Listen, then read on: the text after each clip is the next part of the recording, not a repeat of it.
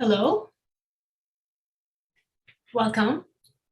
My name is Dr. Ceren Kolsarici, and today we're going to talk about AI and analytics for better marketing performance.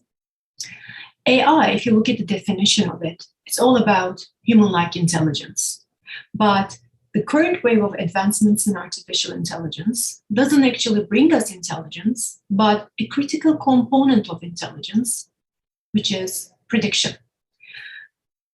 I'll give you a couple of prediction problems here. If you look at last 5 years of sales data to predict sales next quarter, or if you are using consumers' engagement, demographic, and behavioral data to predict churn rate, both are prediction problems. An alternative to prediction, which also falls under the forecasting category, is classification, when the dependent variable is actually categorical, looking at medical image to categorize a tumor as benign or malignant versus accounting for consumers' observable characteristics to predict their segment membership are all examples of classification problems. The boost in artificial intelligence technology today can be explained by the drop in cost of prediction.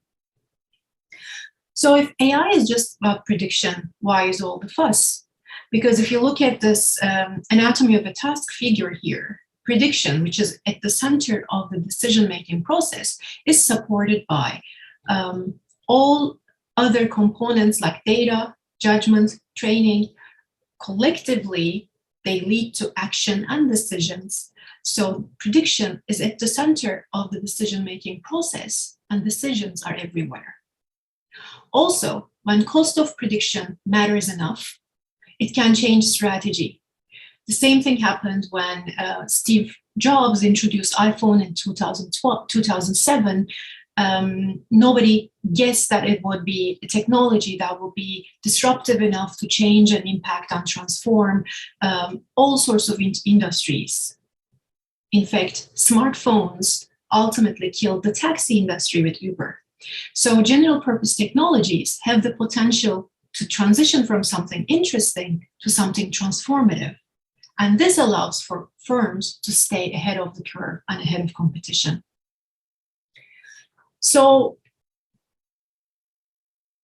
the consequence of all of this is we need a new division of labor.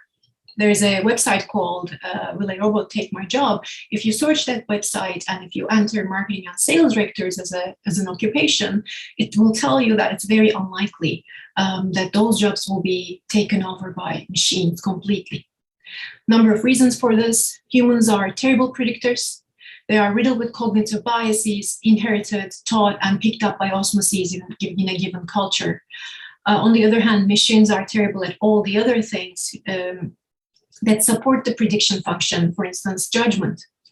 A good example of this is what happened in 2016. A Harvard MIT team of AI researchers, they won a competition to produce computer-based detection of metastatic breast cancer, looking at biopsies. The winning AI algorithm had 92.5% prediction accuracy compared with a pathologist who has 96.6% prediction accuracy. But only if you combine these two efforts, the algorithm and the pathologist's prediction abilities, you'll be able to reach 99.5%, about 0.5% less than perfection. So better predictions are only possible when human intuition and machine learning, machine intelligence work together. So what is the situation in marketing? How can AI help in marketing? If you look at the new marketing ecosystem, this is a figure by Nolan, you'll see that the decision-making process or the landscape is really complex. It's becoming increasingly complex, and the decisions are becoming daunting for humans to execute by themselves with confidence. So AI can contribute to the marketing decision-making in multitude of ways. If you look at the McKinsey survey focusing on machine learning opportunities in media, looking at impact and data richness as the two core criteria to evaluate the opportunity, we'll see that personalization of advertising and recommendations to target the right consumer at the right time is among the top of the list. followed by discovering new trends and consumption patterns, like creating viral content. So this was only media. If you look at AI use cases, top use cases in marketing in general, you'll see recommendation engines again. You'll see programmatic advertising. You'll see forecasting, and also breaking down the sales in the future across different channels, across different marketing activities in terms of their percent contributions. Conversational marketing is becoming really popular through the use of chatbots. Dynamic content optimization is one of the top use cases across industries. Voice marketing, competitive intelligence, all of these things that AI contributes in marketing and has a potential to be disruptive and transformative in marketing. So, can we quantify the impact of AI? BCG has done that. They reported 3 to 8% revenue increase, 5 to 15% profit increase, efficiency of savings on digital spending ranging from 25% to 30%, or 30% effectiveness improvement in digital spending. So all of these things are evidence that AI can actually have a significant top line and bottom line impact on firms' performances. Now, another important question is, can we have machine learning driven results directly impact the decision processes of firms? So this question was asked as a part of the CMO survey in 2021. AI and machine learning implementation in marketing is in marketing in the toolkit, but regular use still eludes most marketers. So managers don't know a systematic process to include the AI-driven insights into the decision making. And that's a challenge, because if we can't have an impact in the decision, we will ultimately fail to have an impact to artificial intelligence in the firm's performance. So let's look at these two quotes. One from Eric Schmidt, the senior manager of marketing strategy insights in Coca-Cola Company. He says, 3 essentials of good managerial decisions are benchmarks, heuristics, and statistics. We need them all, but how we combine them depends on many factors. Eli Chen from Dell, he says, the optimal spending is constant, but if we spend constant, there's no way we can learn how well we're doing, because we have to change our spending to be able to measure the effectiveness of advertising. These two quotes combined give us the message that managers use multiple stakes in the ground approach to decision making. They use multiple rules, and how these rules come together to form the decision itself is unclear. So I'm going to discuss the decision-making process and narrow it down a bit and focus on the advertising budget. So effectiveness of an ad campaign starts in the boardroom. We have the garbage in, garbage out approach. It applies to marketing, it applies to advertising as well. So if the decision process is not good, the outcome of the decision, whether it's a campaign, whether it's a scheduling decision or content decision or channel decision, it won't be a good one either. We know that power and political issues influence the decision process largely. It also influences the outcome. And we also know that from discussions with managers that ultimately marketing world is shifting towards, or starting to shift towards fluid budgets, meaning as we get continuous information from the market, we adapt, similar to just-in-time decision-making. Again, looking at global surveys with CMOs, we realize that there are 4 very prominent decision-making rules when it comes to advertising budget. 2 of these are heuristic rules, 2 of these are analytical-driven rules. So I'll discuss them in a bit more detail in the next few slides. Let's look at the analytical-driven rules.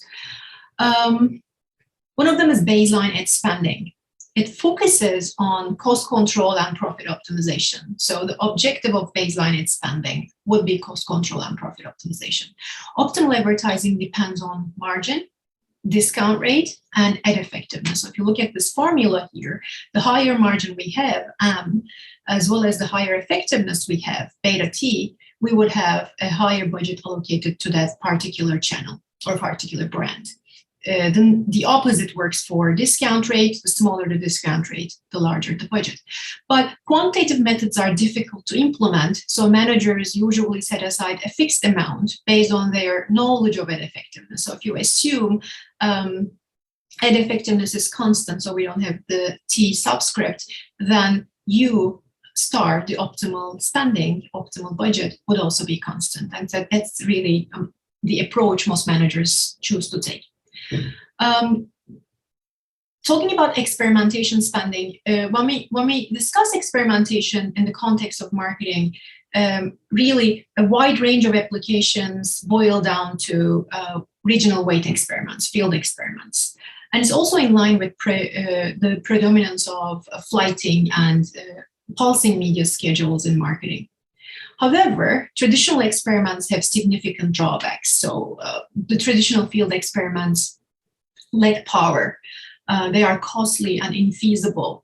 So informative experiments can require more than 10 million person weeks in test and control markets. There's a research published by Lewis and Rao in 2015 in Journal of Quarterly Economics. And they say even a very successful campaign has a minuscule R-square of much smaller than even 1%, and reliably distinguishing a 50% ROI from a 0% ROI is typically not possible, mathematically not possible, with a $100,000 campaign experiment involving millions of individuals. So even when undertaken, experiments eventually came to an end and business as usual sets in, leaving managers guessing the time-varying magnitudes of their ad effectiveness and the level of uncertainty associated with it. So these are the drawbacks of experiments or typical experiments. What's the alternative? The alternative idea has been introduced way back in 1980 by Peckelman and Say, and they said a useful experiment is the one which is conducted continuously over time.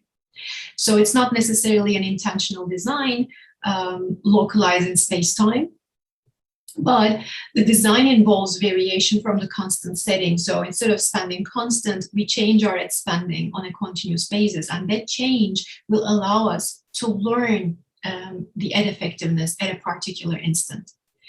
What else does adaptive experimentation accomplish? We talked about dynamic ad effectiveness already. It also accomplishes understanding dynamic uncertainty in ad effectiveness. So how sure I am that my advertising campaign will have X level of effectiveness. I'm never 100% sure. It's a statistical random number, and the uncertainty around that number becomes very critical in advertising decisions.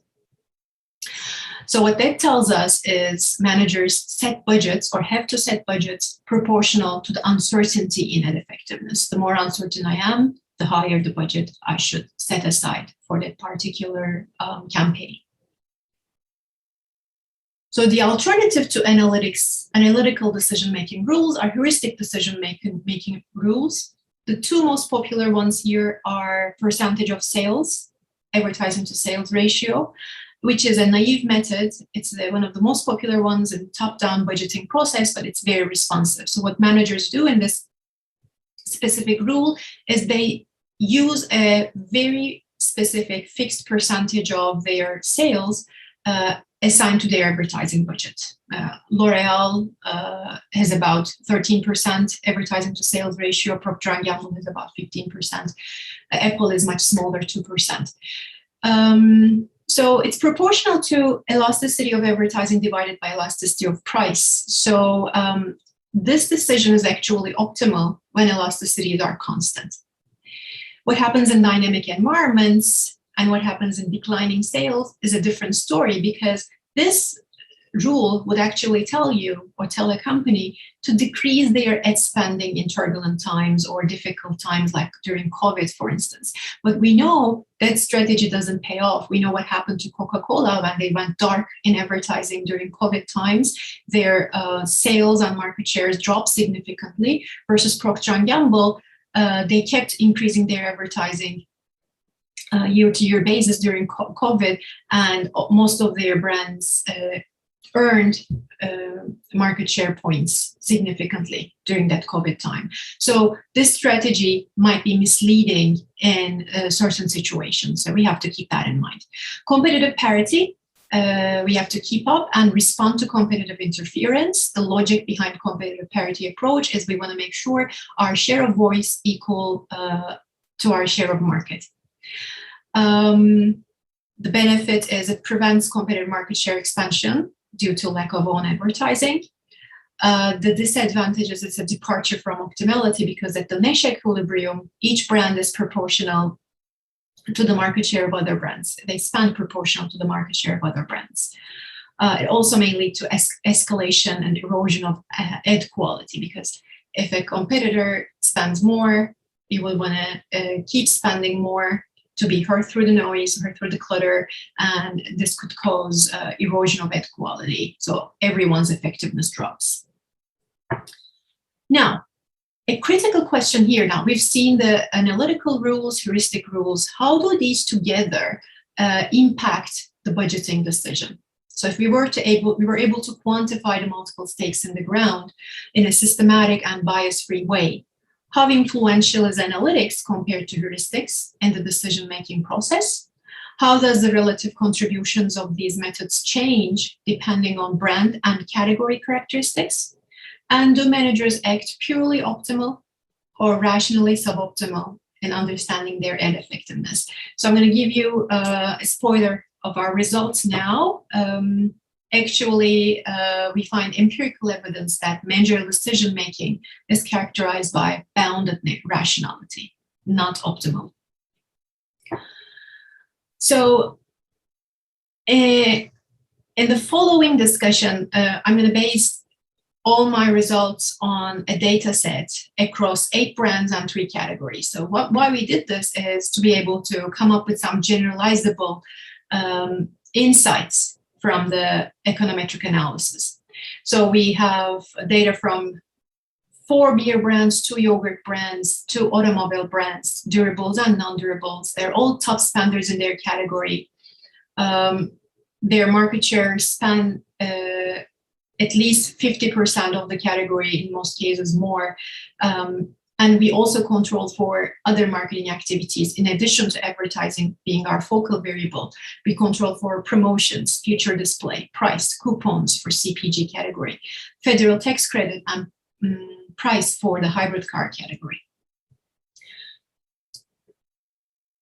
We find some interesting results. I'll go over them and I'll show you in a bit more detail the nuances of the decision-making process across brands.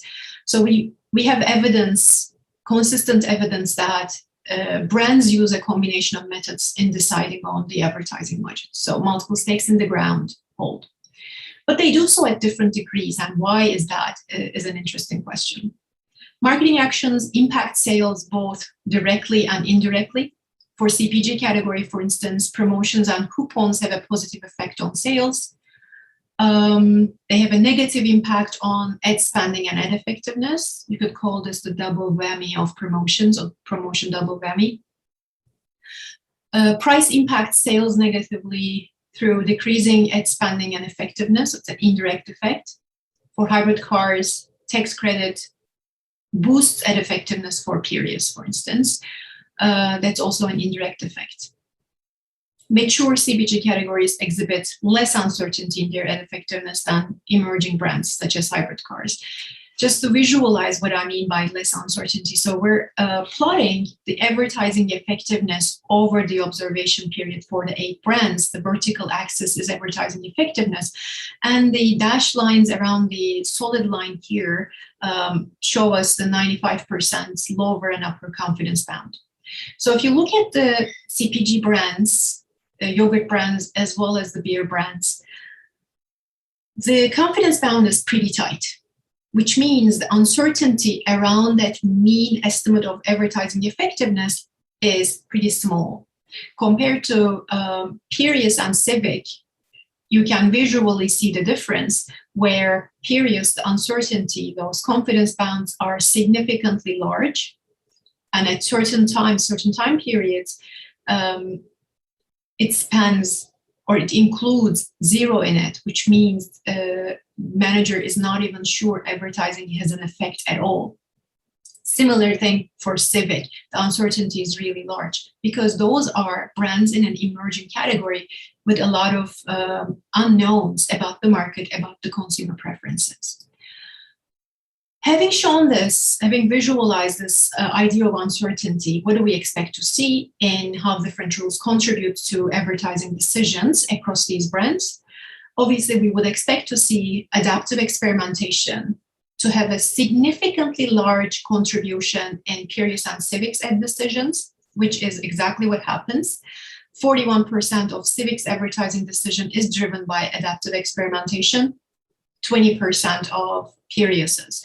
And compared to all of the CPG brands, none of them are larger than 1% in terms of how adaptive experimentation influence advertising decision.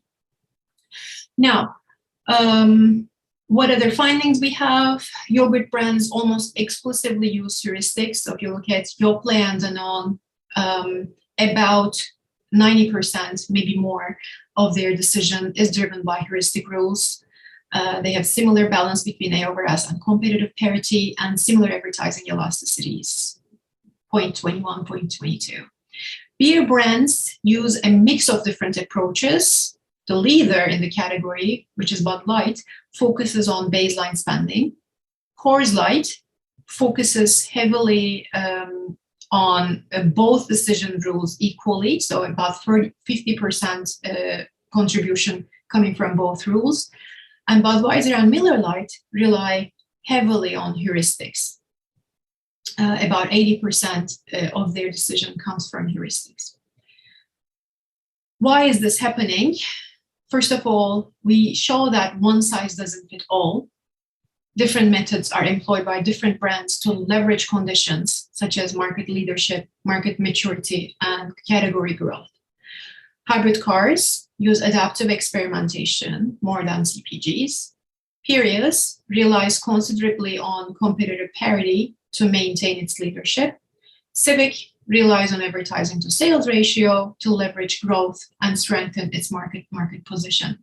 These results also provide evidence that brand level focus, brand level introspection of advertising decision-making process is valuable because it happens at the brand level, not necessarily at the industry level. And companies can use this methodology for internal audit purposes to understand how their own brands make advertising decisions, but also for business intelligence, if they can have access to sales and advertising spending of their competitor brands, they can reverse engineer the decision-making processes of their competitors. Now, is there room for improvement to better advertising by slightly changing the decision-making process? So to answer this question, which is a critical question, we did some numerical simulations. What we did was we kept the ad budget constant for every year, fixed for every year. And we shifted 50% of the budget due to competitive parity and analytics-driven rule to experimentation. So we shift the budget from heuristics to experimentation, analytics. And then we calculated the average sales lift in the observation period. So the table shows you that sales lift in the first row. So you'll see the sales lift is modest for the CPG category brands, the brands that are in the mature categories. It's about 1% for each brand, 1.8 for Danone, slightly higher than the others. But if you look at Piraeus and Civic, both players in an emerging market, new category, they benefit significantly from that sales lift. Piraeus increases their sales performance by 23%, Civic 11, close to 12%. But it's actually, if you look at how much of the budget is shifted for Civic, it's only 12% of the budget. and it is relatively larger for periods. 23% of the budget comes only from the 33% of the shift from periods. So this tells us the results are pretty consistent for Civic and Periods. So both of those brands significantly benefited from that shift coming from the heuristic components and emphasizing the experimentation, the analytics component a bit heavier. So yes, there is room for improvement by relying more on analytics to determine ad budgets. And this is the case especially for brands that operate in uncertain environments. Analytics will be more valuable for brands with uncertainty than brands in mature categories and stable markets. Overall, what have we learned from this study? We learned that it's possible to reverse engineer managers' budgeting processes by decomposing ad budgets into these four most popular methods: baseline spending, adaptive experimentation, advertising to sales ratio, and competitive parity heuristic. And if we do that, we're able to systematically quantify the multiple stakes in the ground. So we don't have to ask managers. We don't have to deal with the biases of humans in understanding the decision processes. It's the bias-free method. Also, we see that the budget decisions are brand specific. So brand architecture and market conditions play a significant role in the decision process. So there's no one size fits all. All the decisions are custom for each brand. And there is room for improvement, especially for brands in turbulent markets and brands operating with large uncertainty about their ad campaigns, brands, or competitors in the category. Thank you for listening. Now, I'll be happy to take any questions that you have.